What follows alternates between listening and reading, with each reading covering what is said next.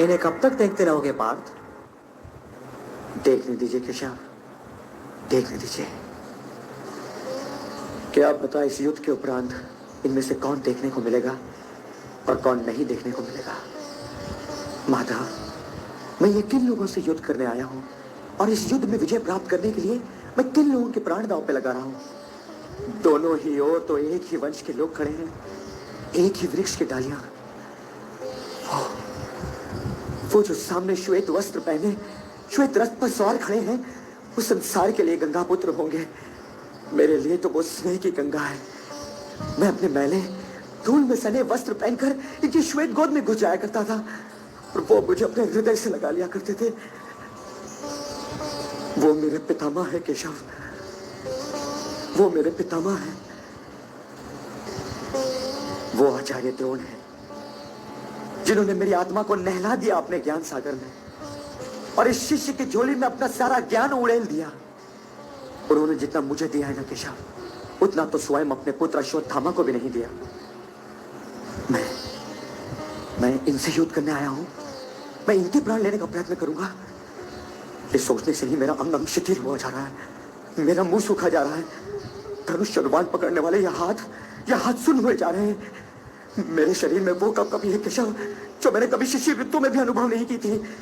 मेरा गांडी मेरे हाथ से गिरा जा रहा है केशव। मैं इन पर वाण क्या चलाऊंगा केशव, जिनके सत्कार के लिए स्वयं मेरे रोंगटे तक खड़े हो गए हो। मैं इस रणभूमि कुरुक्षेत्र को अपने ही वंश की श्मशान भूमि नहीं बना सकता केशव, अपने ही वंश की श्मशान भूमि नहीं बना सकता। आप कुछ कहते क्यों नहीं केशव?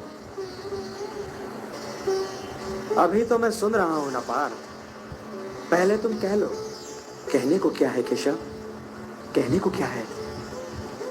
मैं अपने कुल के शवों पर अपना राजभवन नहीं खड़ा कर सकता। मैं उस राजसुख का क्या करूंगा जिससे भरतवंश के लहू की महक आ रही होगी। जिन गुरुजनों के चरणों पे सिर रखा उन्हीं का सर काट फेंकूं। जिससे इस धनुष पर वाण लगाना सीखा उसी पर वाण चलाऊं केशव। मुझे इन मूल्यों पर विजय नहीं चाहिए केशव, मुझे इन मूल्यों पर विजय नहीं चाहिए।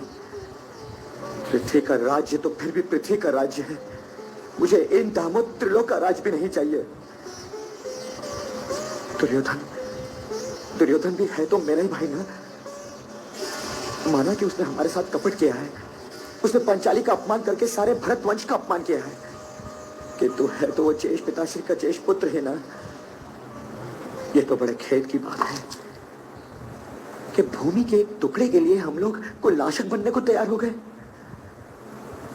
हे शांति देव, यदि सब कुछ खोकर भी मुझे शांति मिले और मैं कुल के नाश के पाप से बच जाऊं तो ये शांति बहुत सस्ती है केशव, ये शांति बहुत सस्ती है।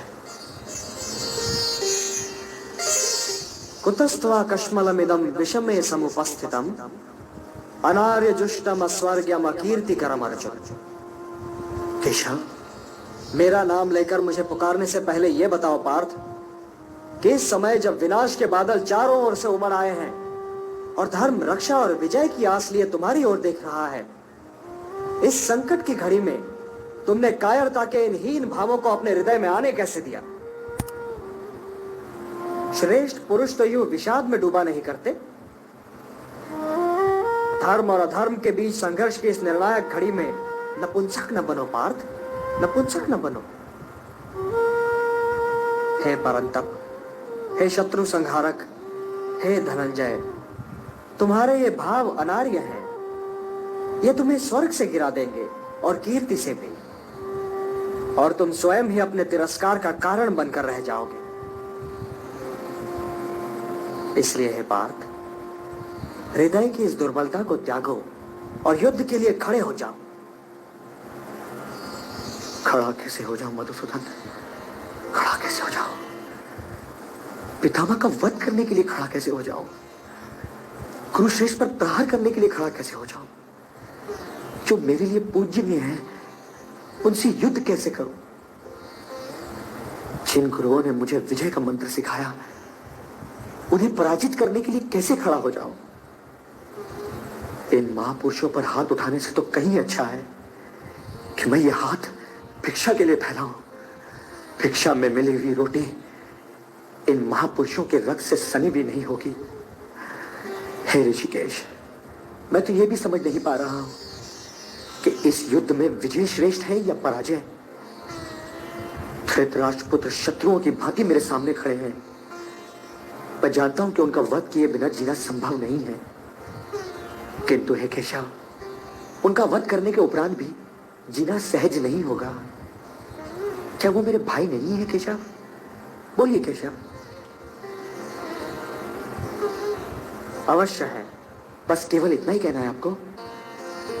तुमने केवल यही तो पूछा था पार्थ।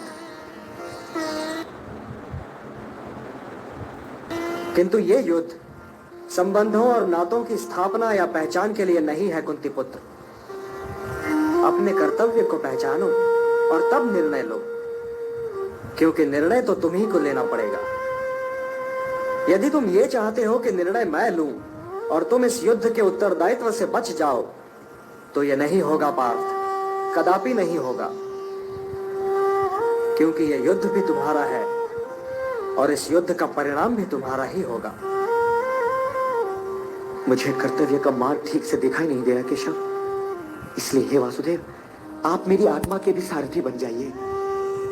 मैं जानता हूं कि मैं धर्म और अधर्म के बीच में खड़ा हूं, कि तुझे निर्णय नहीं ले पा रहा हूं कि धर्म किस ओर है और अधर्म किस ओर।